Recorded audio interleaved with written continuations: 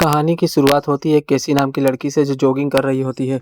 Jogging करते हुए उसकी नज़र सड़क पर पड़े ग्लव्स पर जाती है जो किसी बच्चे का था और वो ग्लव्स उठा लेती है। पीछे मुड़कर देखती है तो एक बच्चा खड़ा रहता है। वो बच्चा देखने में थोड़ा अजीब था। कैसी कुछ समझ पाती इससे पहले ही वह जानवर में बदल जाता है और देखते ही देखते वह जंगल की तरफ आगे बढ़ जाता है। कैसी भी उसके पीछे पीछे चल देती है।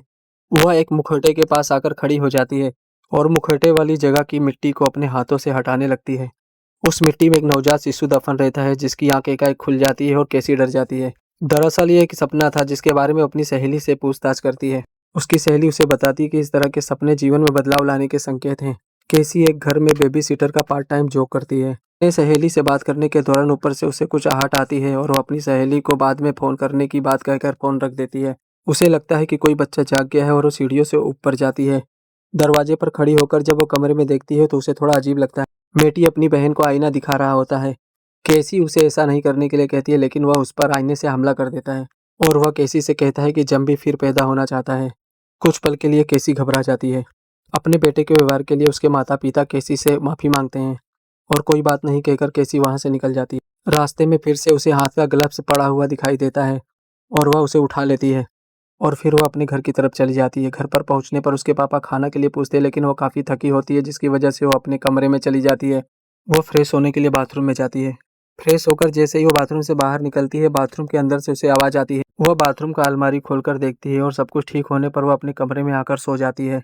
सुबह जल्दी तैयार होकर वह अपने लिए नाश्ता बना रही होती है। आमलेट बनाने के लिए जैसे ही अंडा फोड़ती है उसमें से बड़ा कीड़ा निकलता है जिसे देखकर वह एकदम से घबरा जाती है और उस आमलेट को फेंक देती है और खिड़की से बाहर देखती है तो उसे वही लड़का दिखाई देता है जो उसे सपने में दिखाई दिया था और इस बारे में वह अपने दोस्तों से बताती है।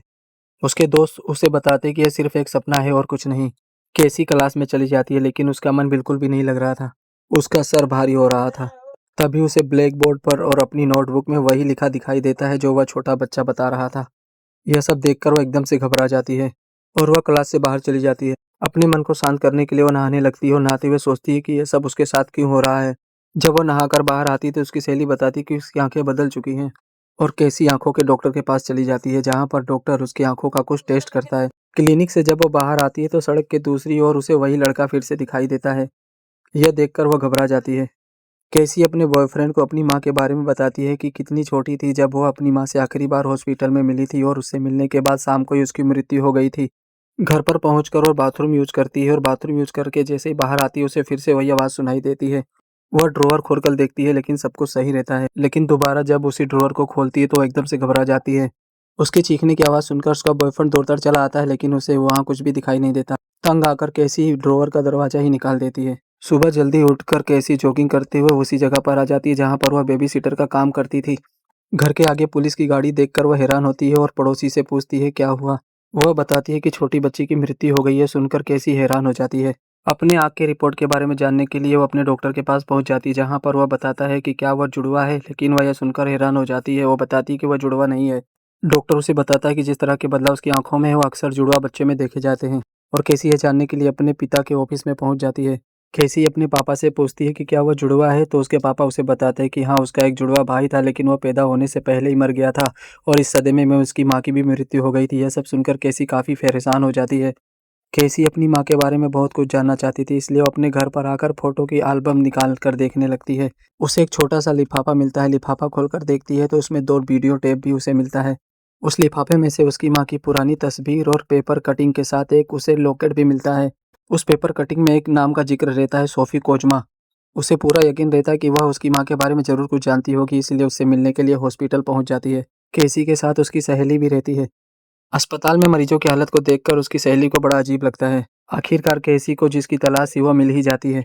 पहली मुलाकात में ही वह लेडी उससे जुड़वा होने की बात पूछती है जिसे सुनकर कैसी एकदम से हैरान हो जाती है। कैसी उससे पूछती है कि तुम्हें कैसे मालूम तो वह बताती है कि उसे भी एक जुड़वा भाई था। वह सिर पर तर्क लगाई थी। कैसी उस बूढ़ी औरत से अपनी माँ के बारे में पूछती है। उसे वो पेपर कटिंग दिखाती है लेकिन वह इनकार कर देती है कि वह उसकी माँ को नहीं जानती। तब वह उसे अपनी माँ की तस्वीर दिखाती है लेकिन तस्वीर देखकर भी वह बूढ़ी औरत उसे इनकार कर देती है। लेकिन जब वह तस्वीर में दिख रहे छोटे बच्चे की परछाई के बारे में पूछती है तो वह लेडी एकदम से घबरा जाती है और डरकर वहां से उन लोगों को चले जाने के लिए कहती है। उस तस्वीर को देखकर जिस तरह से वह बूढ़ी औरत घबरा जाती है कैसी को पूरा यकीन हो जाता है कि वह उसकी माँ के बारे में जरूर कुछ न